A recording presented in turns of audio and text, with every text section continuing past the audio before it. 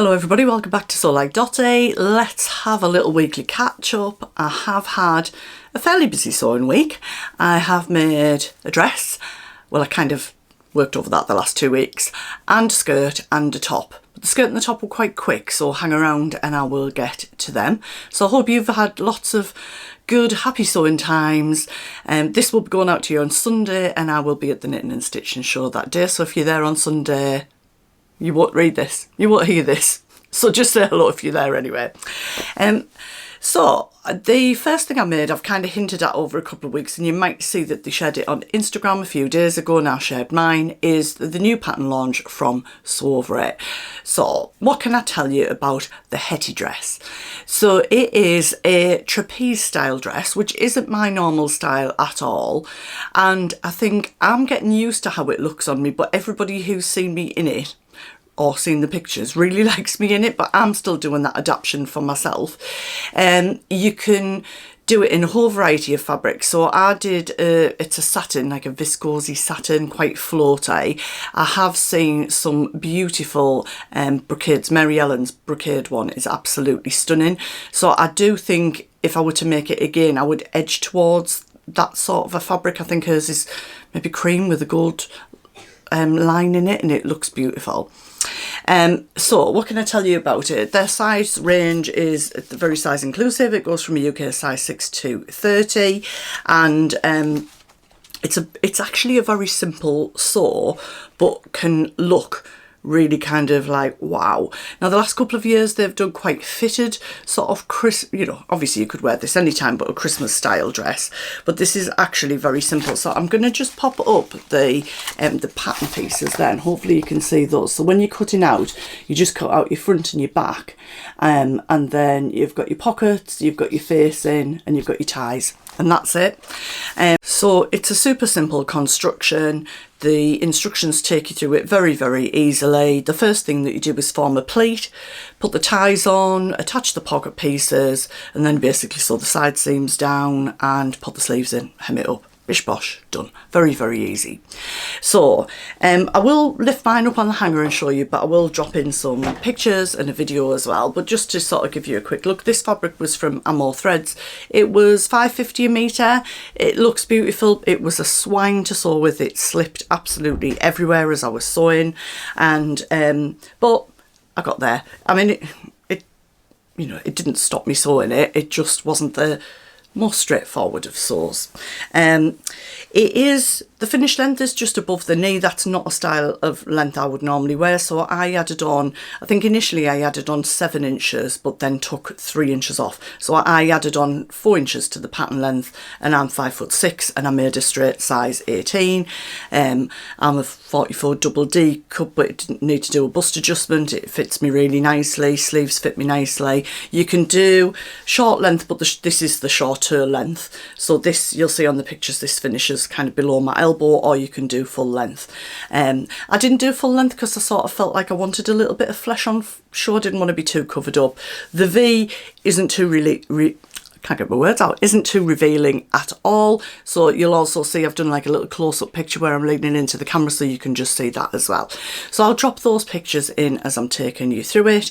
It did say, I think it said just over 3 meters of fabric, but it didn't take as much as that. So you can just see the facing a little bit there. It's very straightforward. Ties on the back. I would lengthen these, I've got to say, for me.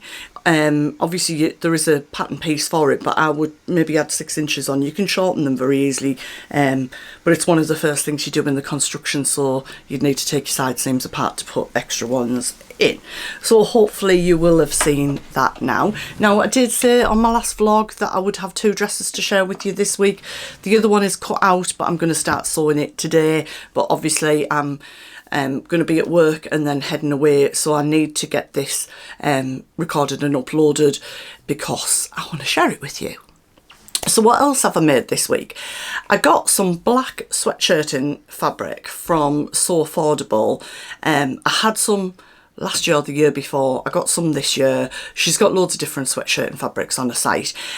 Check those out. I'm not sure if this one is available, but it's quite a thick you know, sweatshirt, and I was going to make another pair of swear-o pants in it because that's what I did with the other ones, and I wear them kind of like loungewear around the house. But then I just decided I'd quite like a skirt. So I was kind of thinking, oh, what sort of skirt do I want to make? Because I don't usually wear skirts, but this is more just for loungewear but skirt, because I would wear it with leggings. Hope that makes sense.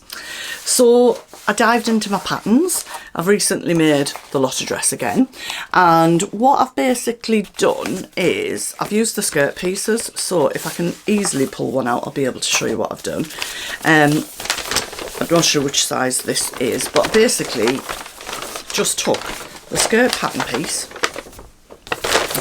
as it was there, and then when I was cutting it out, I went straight up here. I took my elastic, laid it on, allowed for like a seam allowance, laid it on double the amount, and went straight up by that amount there. So basically didn't attach a waistband, I just cut that straight up and then folded that down and then put the elastic through. So basically there's no pockets in it, just cut two of these on the fold and did that with the top. So it was a very, very simple sew. I'll drop a picture in of it so you can see it, but there's nothing sort of massively to show you in that. But I've got it on today, I've got it on with some leggings. It means I can wear it with sort of this many sweatshirts or tops that I'm making without it looking like a formal skirt, and it's really comfy for sort of lounging around in. And as I say, I'll live in black thermal leggings in the winter under things, so it's perfect just to throw on with those for another layer of layering up in a different way. So I'll have put a picture in of that by now, you'll have got to see that. So what is the other item that I've made this week? So first of all, the sweatshirt that I'm wearing today is a Helen's Closet Jackson with some sparkly ribbing in that I probably could have done a little bit tighter, but it's okay, it's on the cuffs and it's on the hem. That you will remember, and I do want to say at this point, there have been what feels like hundreds of vlogs where I'm looking at the Tilly and the Buttons Drew. I've seen loads of gorgeous ones. Now, I did make one last week. Lots of you gave nice things of it. A couple of you not so much. That's okay. Whoever is the person who gives me a thumbs down on my video every week, I don't know why. We all have interesting lives, don't we, really? It's just a bit bizarre. That's fascinating is how I find it. Anyway, don't switch off because I've made another Drew, but I've made some alterations from the one that I made last week, so I'll pop a picture in of that if you've not seen that. Very different fabric. So I got some black velvet from So Affordable. I think I showed you it last week. It's £4.50 a metre. It's a stretch velvet. I've got another 2 meters that's arrived, and some others that I will be putting into my December sewing plans. So I made this at Sawtoon yesterday. So originally I made a size 9 and it was way too big for me. So I went with my sizes and I definitely needed to size down, and I was going to go to an 8, but I just looked at the finished garment measurements and thought, yeah, I'm going to take a bit of a punt on this and see how I go. I still had to take 1.5 inches off the sleeves. I was talking to Tamlin about this at Sawtoon yesterday, asking if she adjusted the sleeves. She didn't. My friend Lynn says she rarely has to, so I think I've got, like, I was sort of laughing at myself and saying I think I've got little, you know, T-Rex arms. And I don't particularly think I have, but that's what patterns are about, isn't it? Adjusting them. So I've gone from a size 9 to a size 7.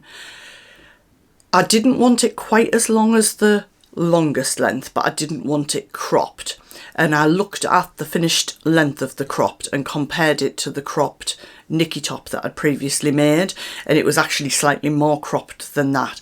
So basically what I've done is added 3 inches onto the cropped length, and then obviously you've got the hem band at the bottom, and I feel very, very happy with this length, that I could wear it either with the skirt I've got on today and have the hemband shown, or tuck it under and have it like kind of more floaty, and the same with pants, that it would look great. Or what I want to do with this is just be able to pull it over a dress. So I wanted to have enough room in it that I could pull it over like a mostly viscose type of dresses, which it has. I mean, it's not batwing as such, the pattern, but I don't know how well you can really see it, but it does come out there. So there's a lot of give in the arms. I mean, I just want to stroke this all day. It's beautiful, and £4.50, what a bargain. I've got royal blue as well. beautiful. I'll pop the links to both of those in the description box down below, and the other fabrics that I've used today. So much happier with the fit, much happier with the length, and I feel like I could get a bit obsessed.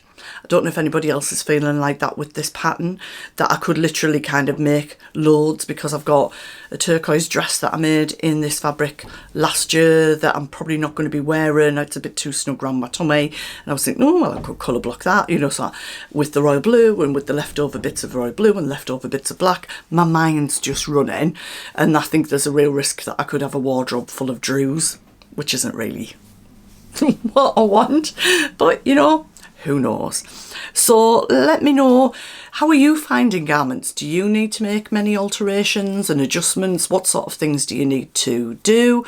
And one of the things that I've been doing is I finally got all of my patterns and all of my fabric onto Stash Hub. That's really, really helped me. I've destashed one cotton lawn. My friend Vicky is going to take that and make a spring sort of blouse in that. I've got some cotton poplins that I'm going to take to the Sawtoon and sewn on the Tyne swap tables, and I feel like, I mean, my stash is very managed on my shelves, but I feel like I've got a much better awareness of what's in my stock. I've already done my December sewing plans on the projects, on the apps.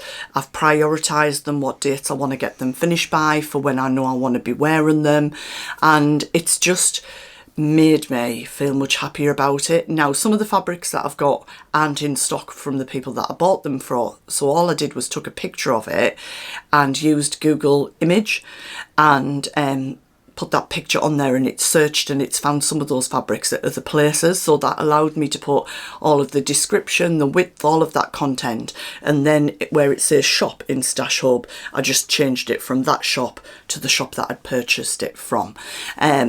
And for me, when I used my projector files, I was starting to keep a notebook of the size that I'd projected and cut. And I'm not great at keeping logging stuff in books.